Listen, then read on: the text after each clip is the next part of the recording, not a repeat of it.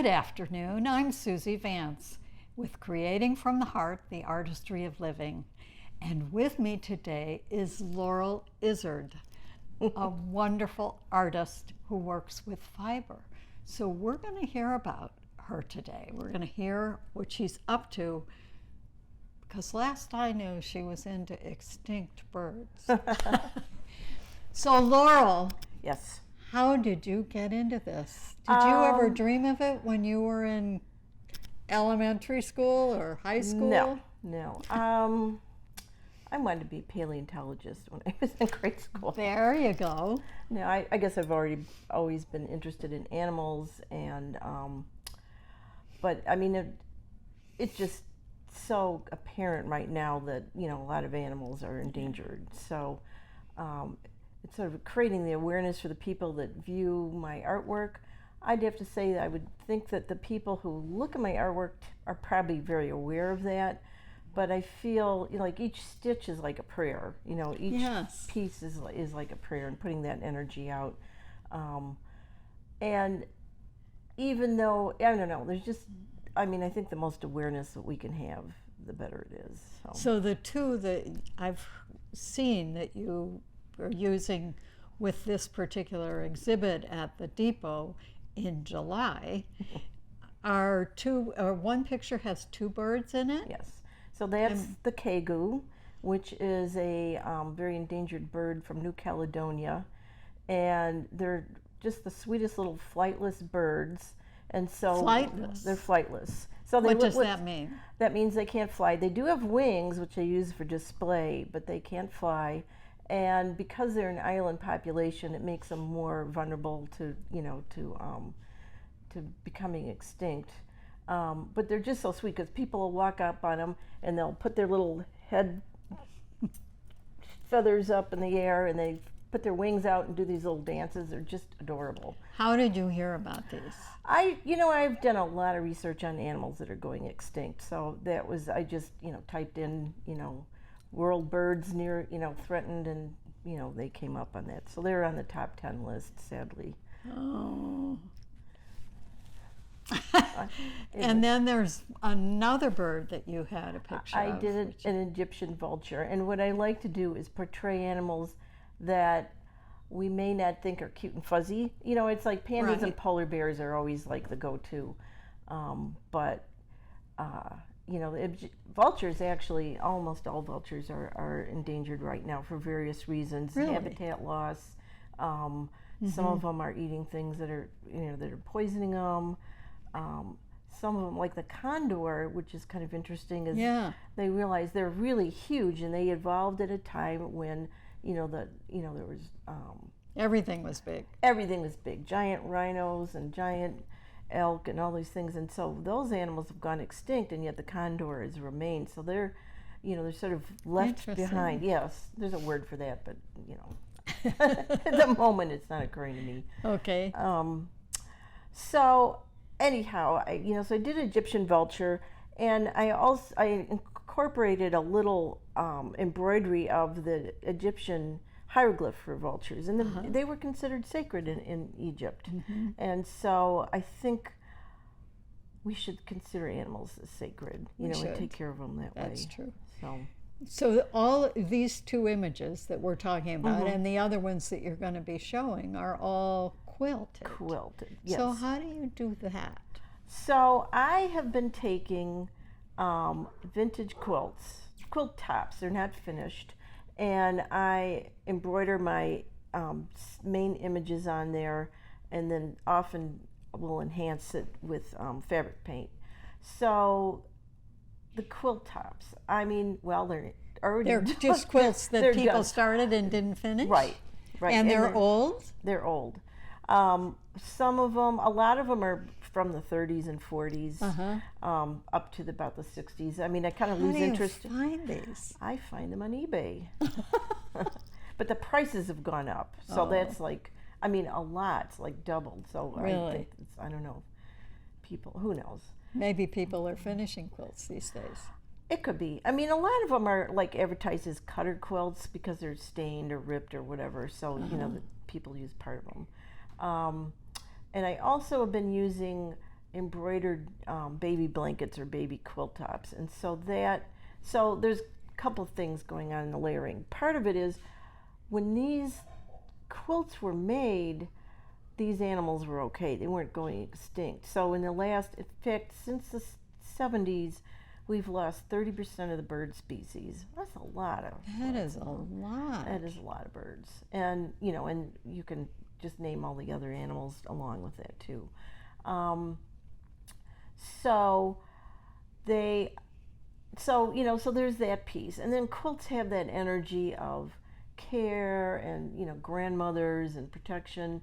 And so I'm kind of incorporating that imagery into these pieces too. And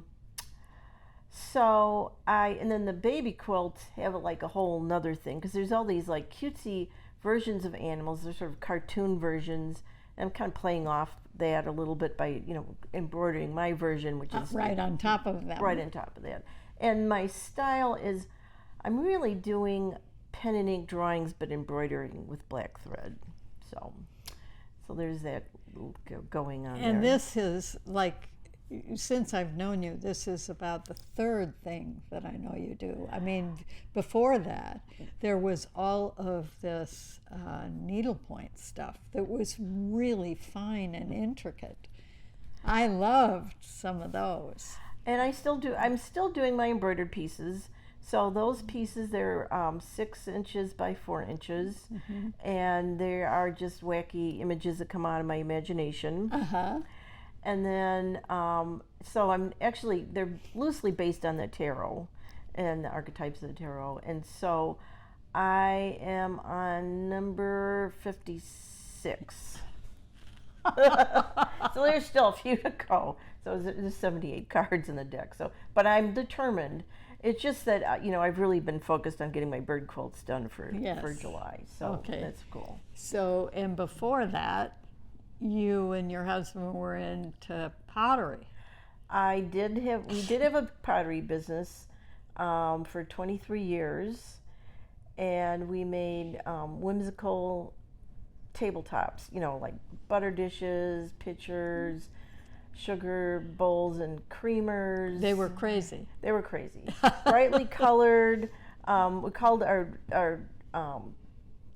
line cup heads because most of them had faces on them, or they might have like little bees and bunnies and cats and. So I'm thinking those are collector's items by now.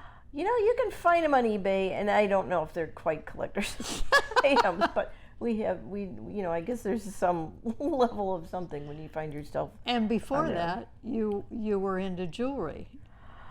Yes, we did do jewelry before that. You're just going right to the archaeology of. Right. I'm just like, the stories that I know that Edwin tells is that, you had to make money to go to France. That is true. We did. Well, you know what? I guess I always had the dream of having my own business and making stuff and being able to stay home and make stuff. So when did you first have that dream? Oh, like when I was in college. Okay. So yeah, and so I thought, well, I graduated from graduate school, and I thought, well, I'll start a business. Well, actually, first before that, I thought I'm going to be a bartender, so I could be a bartender part-time, and then I would make art. Because of course you thought you couldn't make a living making art. Yes, of course. That message was hammered in from various relatives. So anyway, we moved to Richmond, Virginia, and it's not, you can buy drinks there, but it's not the same thing. It's like not your neighborhood bar. It just wasn't my vision of what I wanted to do, and I really didn't want to wait tables. So I just started making jewelry. And so we made a bunch of jewelry. I managed to make enough money to get us to Paris. We had a special deal through the university where Erwin was teaching, and it was great. I'm really glad for the experience. And that just told you that you could start anything you wanted. Yes.